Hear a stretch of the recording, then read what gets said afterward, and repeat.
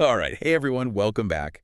Today, we are diving deep into a topic that I think we can all relate to, Yeah, definitely. forgiveness. It's a big one. It is, and it's something that I know, speaking for myself at least, I struggle with from time to time. Oh, for sure. And so, luckily for us, we've got some really powerful excerpts from a text that looks at forgiveness from a biblical perspective. And we're gonna kind of dig through it together, see if we can pull out some insights.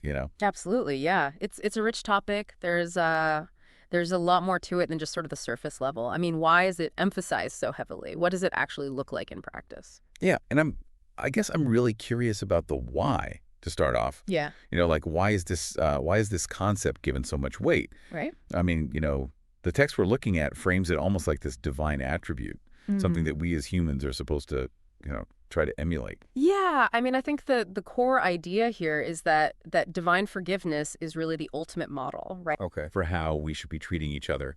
And it's not just about saying, "Oh, I'm sorry." It's about a complete change of heart. Right. It's about, completely wiping the slate clean. Like, think about the parable of the prodigal son. Oh, yeah, yeah. I mean, the father welcomes his wayward son back with open arms, no questions asked. Yeah. It's just a powerful image of that unconditional love and forgiveness in action. That's one of those stories that, man, it really gets you every time. It makes you think, wow, if that's the standard, that's a pretty high bar. Oh, yeah. And then, this text also brings up the Lord's Prayer. Right. And that's something I think, so many of us, regardless of your background, you probably grew up hearing that prayer in some form or another. And the way it's phrased, we ask for forgiveness, but it's also tied to offering that same forgiveness to others. Absolutely. Yeah. It's not a one-way street at all. And this text even goes a step further, suggesting that if we're holding on to anger, resentment towards others, That can actually impact our own relationship with God. whoa. Okay, so that's heavy stuff. It makes you think, how do we even begin to wrap our heads around that? Right. And then there's this famous line, right, about forgiving 70 times, 7 times. Oh, yeah. I mean, is that something we're supposed to take literally, or are we supposed to be like keeping count? I don't think it's about whipping out your calculator or anything like that.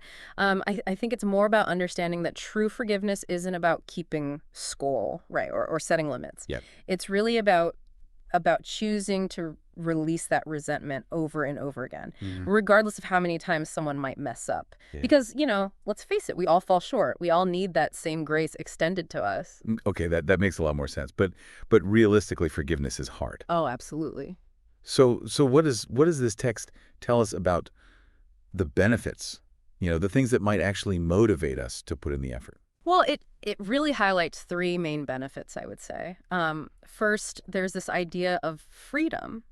Freedom from that bitterness, that resentment that you're carrying around. Like, think about what it feels like to carry around anger and hurt. It weighs you down. It's heavy, right? Forgiveness allows you to let go of that, to choose peace instead of just this prolonged pain. Oh, I've been there. Yeah. It is. It's like carrying around this bag of rocks. Yeah. Eventually, you just want to put it down. Exactly. And then the text also talks about forgiveness as a way to restore relationships. Okay. It allows for reconciliation, for healing, and that can be incredibly powerful, not just for the person being forgiven, but also for the person who's doing the forgiving. So it's not just about being nice or letting something go. It's about actually mending what's broken. Exactly, yeah.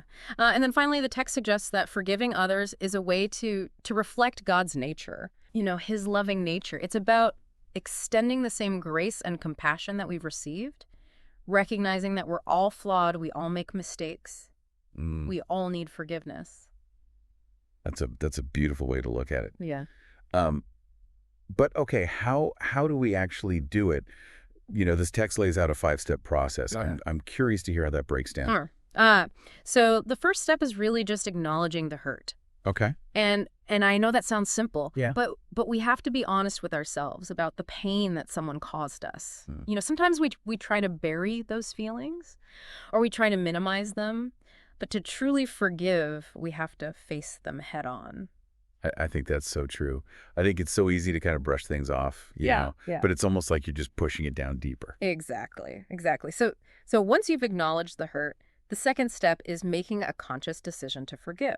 Okay. And this doesn't mean that you're condoning the wrong, but it does mean choosing to move forward. And this can be a really difficult step, Yeah. especially if the hurt is deep, but it's essential. It's about, reclaiming your own power, not letting the offense control you. So you're taking back control. Exactly. Okay.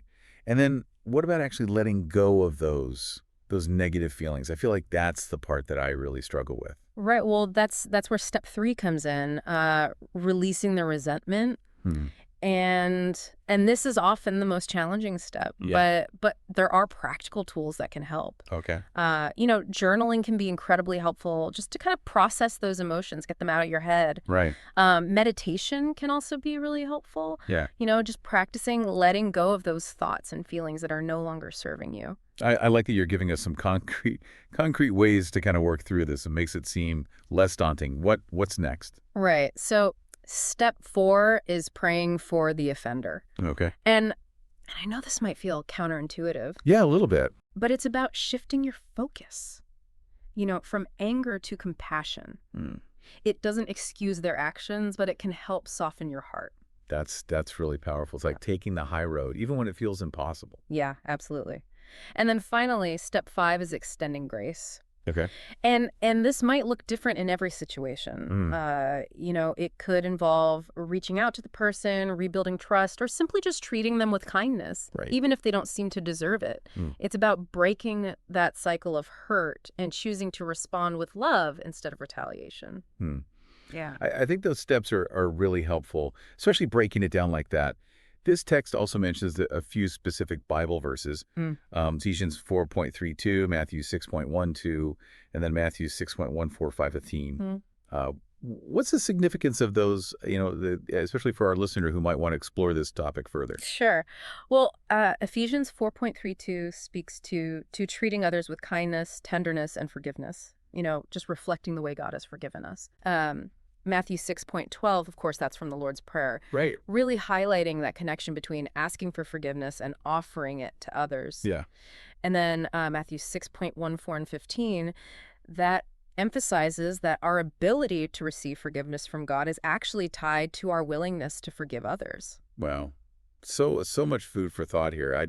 I think it's clear that forgiveness is more than just this feel-good concept. Right. It's a powerful choice, and there are tangible steps that we can take to make it happen. Absolutely. And it really makes you wonder, if we can apply these principles, not just in the big, dramatic situations, but also in our everyday lives. Right. How might that impact our relationships, our mental and emotional well-being, even our overall outlook on the world? It's definitely something worth reflecting on. That's a great point. It's not just about the big apologies. It's about how we handle, those little everyday hurts and frustrations.